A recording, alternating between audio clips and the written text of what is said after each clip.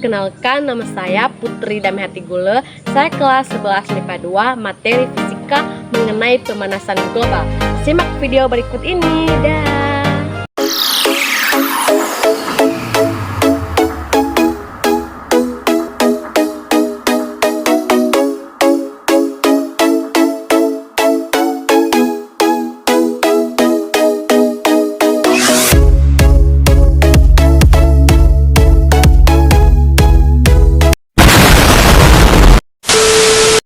Baik, arti daripada pemanasan global ini merupakan isu yang sedang hangat akhir-akhir ini. Banyak pengamat lingkungan mengatakan bahwa kondisi bumi sedang memprihatinkan. Contohnya saja, sudah banyak glasier yang mencair di kutub. Hal ini dapat berdampak buruk bagi ekosistem di sekitarnya. Maka daripada itu, dalam mempelajari tentang gejala pemanasan global bisa membantu kita dalam menambah wawasan dan memprihatinkan bumi dengan lebih seksama.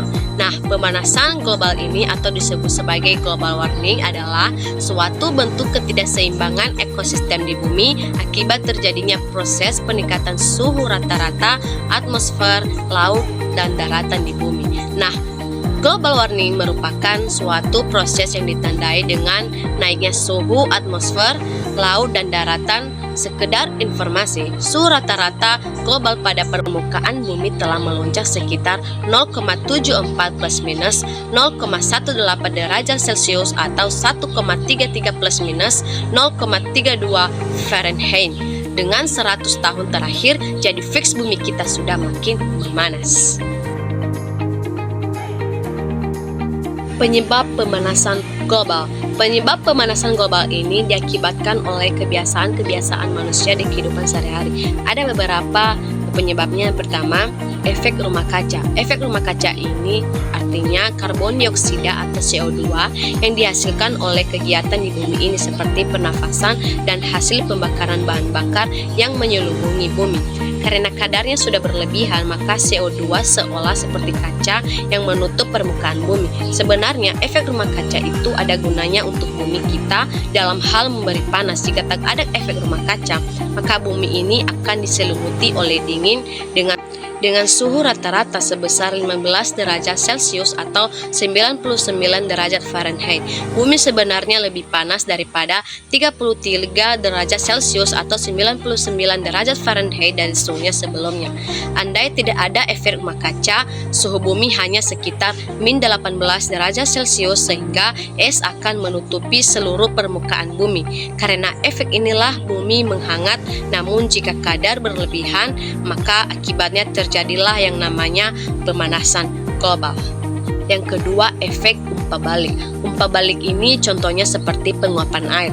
Proses pemanasan selain menghasilkan karbon dioksida, juga menghasilkan uap air. Semakin banyak pemanasan yang terjadi akibat efek rumah kaca, karbon dioksida semakin melimpah uap airnya yang membumbung ke atmosfer.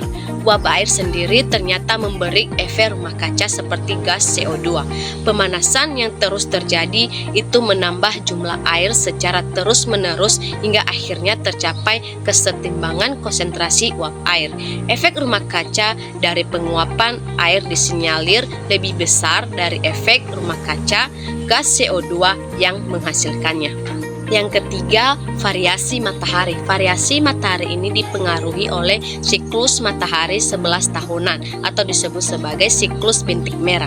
Ada dugaan bahwa adanya variasi matahari disebabkan oleh umpan balik dari awan telah memberi andil dalam pemanasan saat ini. Penyebab pemanasan global karena variasi matahari dengan pemanasan akibat efek rumah kaca adalah pada variasi matahari terjadi peningkatan aktivitas matahari. Aktivitas tersebut mampu menaikkan suhu atmosfer, sebaliknya efek rumah kaca akan menurunkan suhu atmosfer.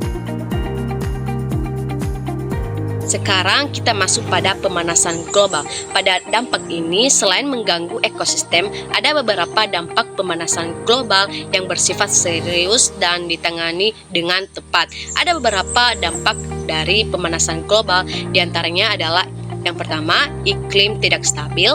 Yang kedua, meningkatkan permukaan air laut. Yang ketiga, suhu global meningkat. Yang keempat, gangguan ekologis. Yang kelima, dampak sosial politik.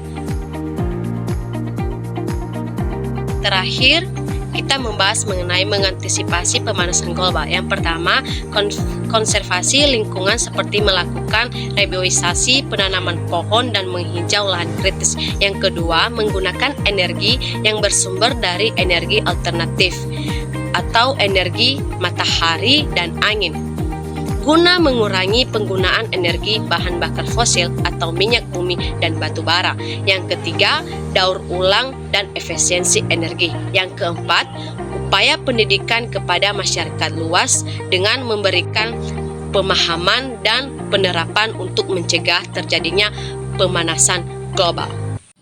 Sekian penjelasan dari saya. Jika ada kesalahan dan kekurangan, mohon dimaklum. Terima kasih.